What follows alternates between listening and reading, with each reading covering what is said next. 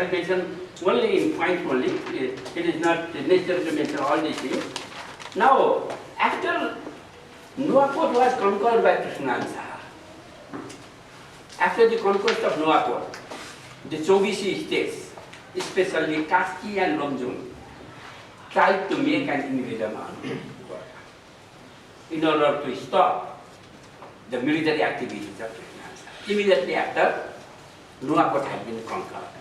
But this time, Prithivi Shah held a negotiating talk with Lomjung and Kaski, and the problem was solved. There was no war.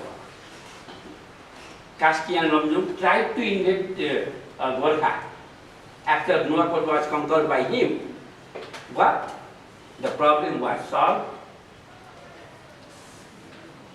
after negotiation. This is the question. Then, after Prithivi Shah conquered the surrounding areas of the Kantipur in the east and the west, when surrounding areas were conquered by him, then once again the 4 Chobisi states, see, it is a very big step taken by the Chobisi states, Kaski, Lomjung, Parvat and Chano. They formed an alliance against Krishna. And this time the negotiation did not work. And the alliance of these 4 Chobisi states, or the joint army of these 4 Chobisi states, advanced towards, there is a place which was in northwest of Gorkha, about 10 miles northwest of Gorkha, and that place is known as Shiranchok.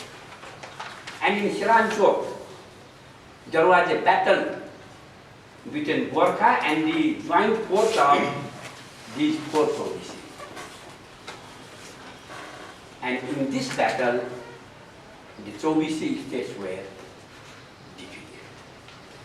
And it is said that Prithivi Shah, even stopping his military campaign against the Kathmandu Valley, concentrated whole of his forces in that war with the Chobisi. And as a result of that, the Chobisi states were defeated. Though it was the joint army of the 4 Chobisi states, Kaski, Lomjung, Parvat and Chano. So this is the second time that the Chobisi states tried to create some kind of obstacle in the military campaign of Prithivi Shah. Then the third time, after Prithivi Shah conquered Makwanpur, the Chobisi to Makwanpur, and also the defeat of Gurgen Khan, once again the Chobisi states wanted to make an invasion of Gorkha. But this time also, the Gorkhali army defeated them under the leadership of Sur Pratap Shah. That was the brother of Prithivi Shah. This is the third time.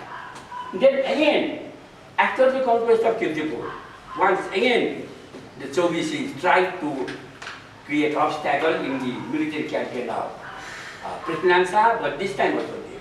So after the conquest of Nuwapur, from the time of the conquest of Nuwapur to the time of the conquest of Kirtipur, 4 different attempts were made by the Chobisi states to create trouble in the military campaign of Prithivi Shah. But it was the tactfulness of Prithivi Shah that all the time he defeated the Chobisi states. And when there was a war, when there was a battle between Prithivi Shah and the Chobisi states, the Gorkhali king concentrated all of his attention in his battle against the Chobisi states, even stopping his military campaign to Valley kingdoms. And that's why, one foreign writer, he was studying the history of Nepal, then he asked me, very innocently, well, Prithivi Shah started his military campaign in 1742, and he could conquer the Valley kingdoms only in 1769. It took full 27 years. How is it possible? Just to conquer these very small 3 kingdoms. Then I explained, these are the hurdles.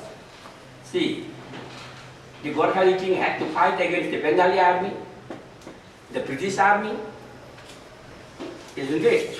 And the Chobisi states were also creating troubles then and after, every time, 4 or 5 times. That's why it took full 27 years to conquer the Valley kingdoms of Krishna. So in this way, the troubles which were evident from the Chobisi states were also over, and the final stage came actually in 1768.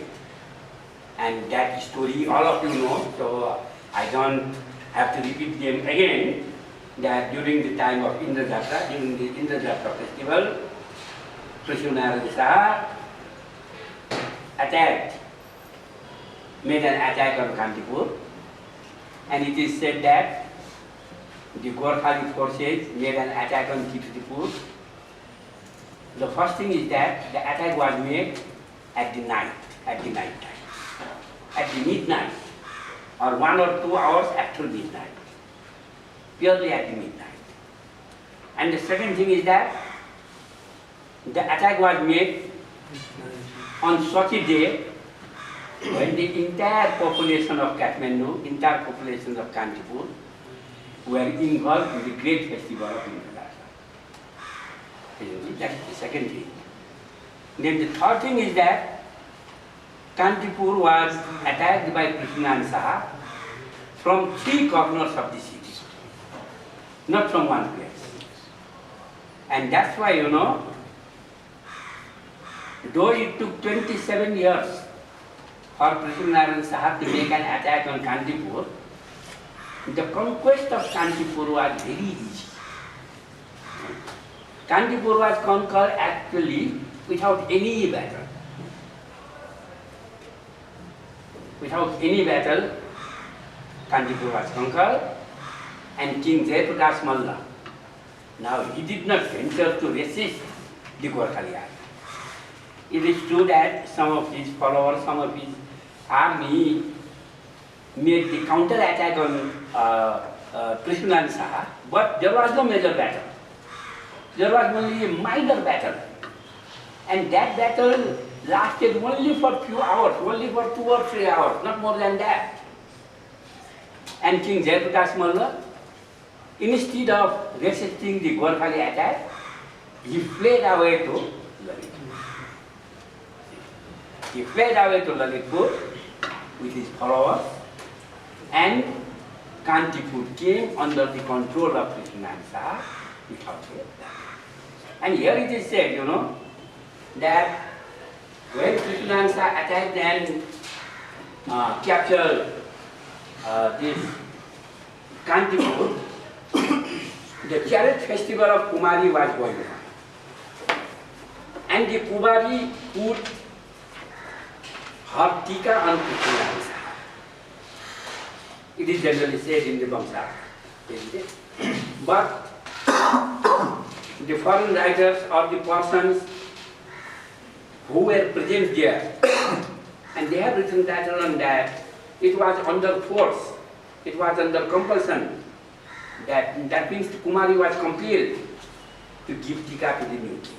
It is generally said. Anyway, the conquest of Kantipur was without a battle, and he also got the recognition of the new king of Kantipur through the hands of Kumari. So in September, by the last week of September, and if you want to know the exact date, it is 25 September. 25th September of 1768, Kantipur came under the control of. Now after Kantipur came under his control, and after he knew that King Jayaprakash Malla of Kantipur had fled away to Lalitpur, then he sent a messenger to Lalitpur, asking them to surrender before Prithivi. Because when Kantipur was conquered, and the big area of Prithivi, which was under Lalitpur, was also conquered, so it was very difficult for Lalitpur to resist against Prithivi. And that's why Prithivi sent a messenger to Lalitpur demanding the surrender of them. And then the 6 Pradhans, they were willing to surrender because they did not see anything left to resist the Gorkhali king. And that's why the 6 Pradhans were in a mood to surrender, but they had one demand only. And the demand is that the life and property of these Pradhans, these 6 ministers and the other people should be protected. That's the only demand they made. And Prithivi Shah promised to fulfill that demand. Prithivi Shah assured that the life and property of the 6 Pradhans would be secured, will be protected.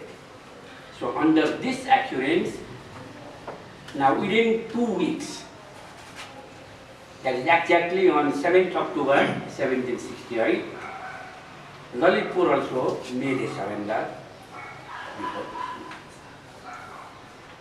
And here again,